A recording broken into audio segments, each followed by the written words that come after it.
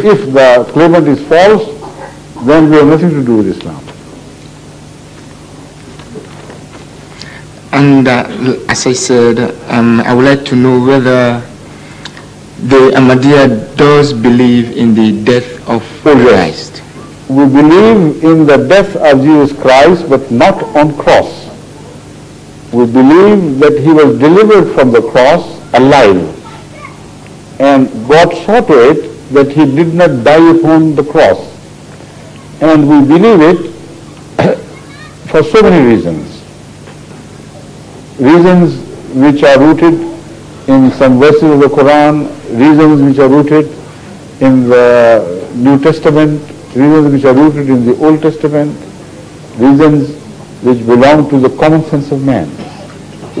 What we believe is that he could not have been killed or murdered upon cross for so many reasons, one of them being that some of his prophecies had not yet got fulfilled, and they were divine words. Jesus was told by Allah, by God, that he would leave the people of Judea, those two tribes who were living in Judea, and go to the lost sheep of Israel, which were 10 tribes of Israel, which had migrated from the mainland of Judaism to other countries of the world, in East world. Now this is an accepted history, there is no debate on this issue. At the time of Jesus Christ, there were only 2 tribes of Israelites left in Palestine and areas around, and in the northern territory, northern regime of the Jews, they were, because of an invasion by Babylonians, etc., they were thrown out of their lands and they were forced to migrate, and that was the great exodus of the 10 tribes. So Jesus Christ told his followers that he would leave them and go to the lost sheep of Israel. If he died upon cross, as Christians believe, then what about that promise? If they say and insist that all right, the death was temporary and he ascended to the heaven within a few days afterwards, again the question still rises. Were the 10 tribes of Israel ascended also before him to the heaven? If not, then he could not have ascended to heaven without fulfilling his mission and his promise by conveying the message of his message to also the lost tribe of Israel. So this is a biblical evidence. The evidence of New Testament is so powerful, I don't see any route of escape for anyone who would disagree. He promised clearly, I'll leave you and go to the lost sheep of Israel, and we know the lost sheep of Israel did not ascend to heaven. They were scattered somewhere in the eastern countries. So he must have been delivered from the cross alive. He must have been given a chance by a God to migrate in pursuit of those tribes. And this is exactly the Ahmadiyya belief. Secondly, when he prayed all night to God and also kept his followers, his disciples awake, he rebuked them when some of them went to sleep. This is not the time for sleeping. Come join me in prayer to God that may Allah remove this cup of death from me, this bitter cup. Now this also gives life to some Christian beliefs. They depend on the optional sacrifice of Jesus Christ for carrying the sins of the sinful humanity. If it was not optional, then the whole claim will fall to ground.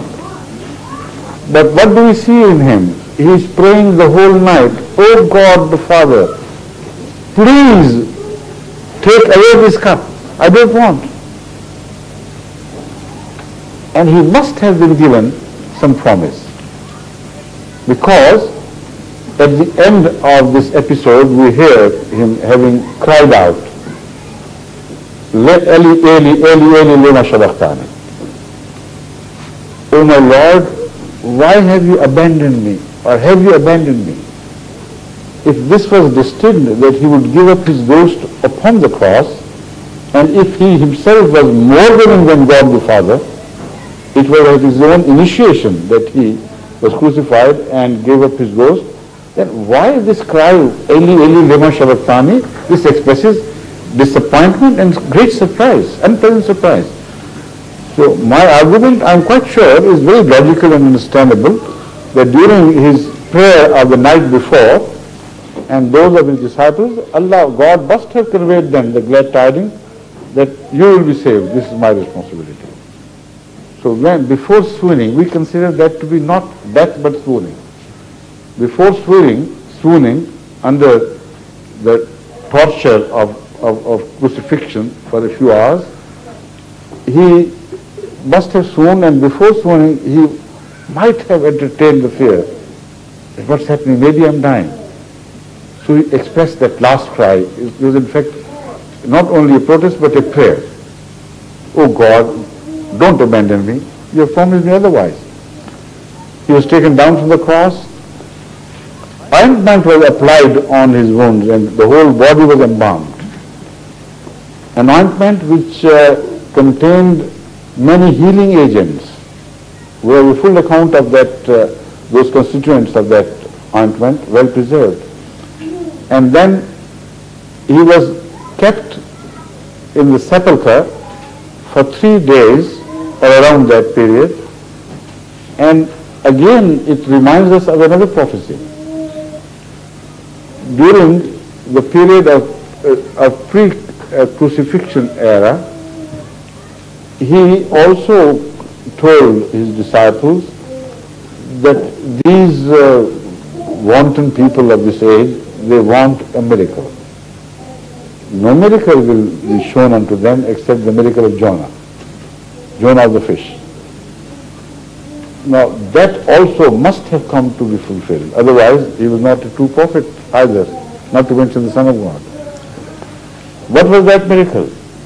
Jonah was swallowed by a whale, as it is related, and he remained in the belly of the fish for a while.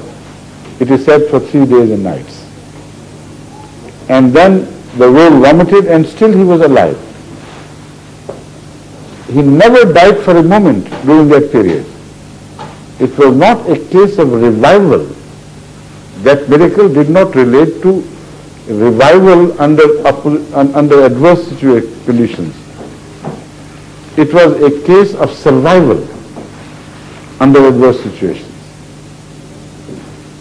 The miracle of Jonah lay not in the fact that he had died once and then revived from the dead. It was a simple case of survival under heavy odds. So this prophecy must have got fulfilled again, and he must have been saved from the cross.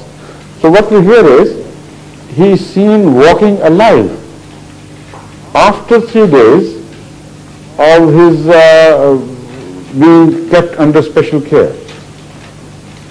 And what sort of Jesus that is? Is he very different from the one who had appeared before crucifixion? Was there any change in his form and his attitude? According to the New Testament reports, none whatsoever. He was the same person, the same habits, the same body, which bore the marks, the fresh marks of those wounds, which were inflicted upon him. And the same body which required food to survive. He was there in the same body. So once he appeared before his people, some of his people, who were really scared, and they thought he was a ghost. His response was, I am not a ghost.